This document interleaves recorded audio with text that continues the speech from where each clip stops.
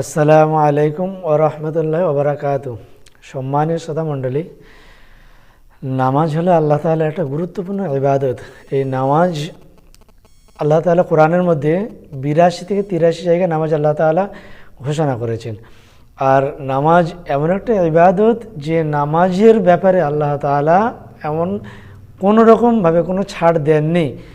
অন্যান্য ইবাদতের প্রতি আল্লাহ তাআলা ছাড় দিয়েছেন, কিন্তু শর্ত লাগিয়েছেন, যদি তোমার ধন সম্পদ হয় তবে তুমি যাকাত দেবেন, যদি তুমি শরীর সম্পূর্ণ সুস্থ থাকে তাহলে তুমি রোজা করবেন, মালদার হলে তবে যাকাত দেবেন বা তুমি হজে যাবেন। কিন্তু ইবাদত নামাজ আল্লাহ তাআলা এমন একটা ইবাদত, এই ব্যাপারে আল্লাহ তাআলা ছাড় দেননি।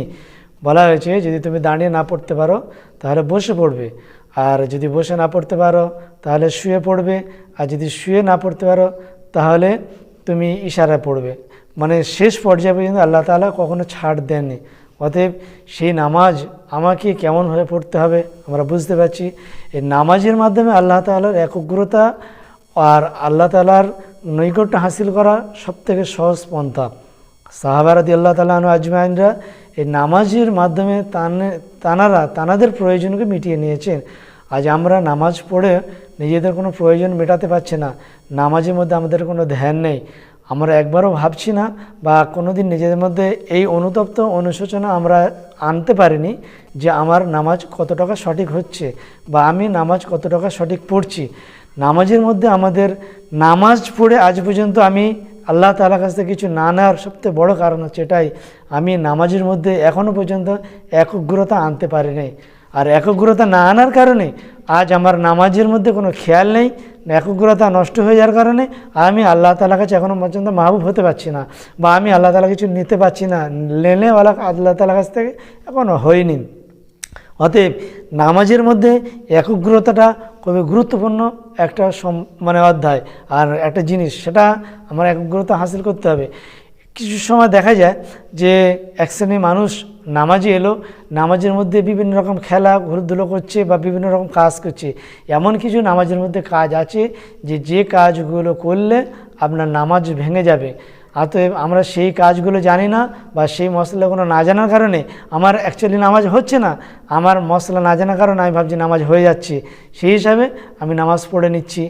আর হিসাবে দেখতে আমি একজন নামাজি নামাজ পড়ে নিচ্ছি, কিন্তু আল্লাহ তাআলার খাতায় আমি নামাজই কবুল হচ্ছে না, আমার নামাজই সঠিক হচ্ছে না। যে কারণে নামাজ ভেঙে যায় সেই কারণগুলো আমার নামাজের মধ্যে পাওয়া যাচ্ছে। অতএব আমরা জেনে নেব যে কি কি কারণে নামাজ ভেঙে যায় আর কি কারণে আমার নামাজ মাকরুহ হয়ে যায়, নামাজের মধ্যে কি কাজ করলে সেই কাজগুলো আমরা প্র্যাকটিক্যাল দেখে নেব ইনশাআল্লাহ। কোনো ব্যক্তি নামাজ পড়েছে, এখন নামাজের মধ্যে এখন নতুন জামা কাপড় ইস্ত্রি করে নিয়ে নামাজ পড়ছে, এখন নামাজের নিয়ত বেঁধে নিয়েছে, আল্লাহু আকবার বলে নিয়ত বেঁধে নেওয়ার পরে সে এমনভাবে এরকমভাবে নিয়ত ছেড়ে দিয়ে আছে, এইরকমভাবে ঘাড় চুলকাচ্ছে, মাথার টুপি এমনভাবে ঠিক করছে, এইরকম ঠিক করছে, চুলকাচ্ছে, নিয়ত বেঁধে ইমাম সাহেব কেরাত পড়ছে, এখন বিভিন্ন রকমভাবে খেলাধুলো করে যাচ্ছে, এরকম বিভিন্ন রকমের একটা শারীরিক খেলা করছে।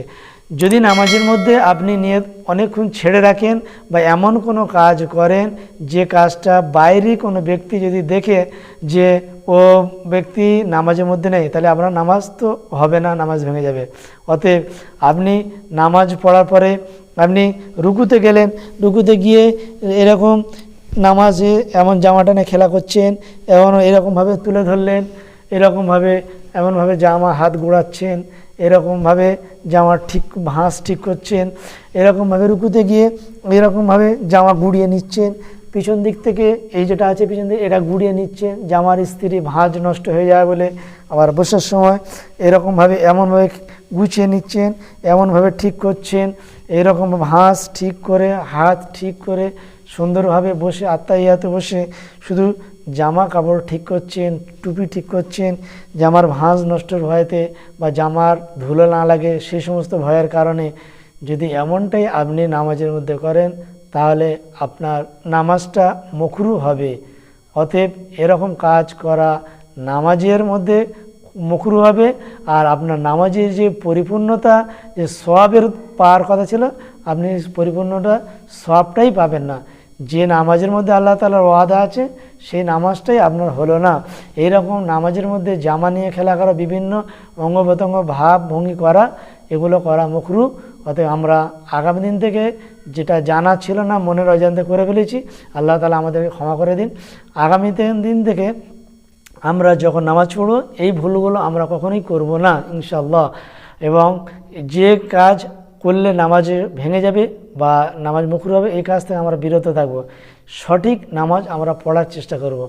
যে নামাজের মধ্যে আল্লাহ তাআলার ওয়াদা রয়েছে সেই নামাজ আল্লাহ তাআলা আমাদেরকে প্রত্যেককে সঠিকভাবে পড়ার তৌফিক দান করুন এবং আমাদের প্রত্যেকে নামাজের মধ্যে একগ্রতা তৈরি নামাজ আমাদের প্রত্যেকে পড়ার তৌফিক দান করুন আল্লাহ তাআলা। আল্লাহ তাআলা আমাদেরকে মানে তার যে হুকুম, যে নামাজের মধ্যে ওয়াদা রয়েছে সেই নামাজ আমাদের প্রত্যেকে পড়া তৌফিক দান করুক। আমিন। ওয়া আখিরু দাওয়ানা আনিল হামদুলিল্লাহি রাব্বিল আলামিন।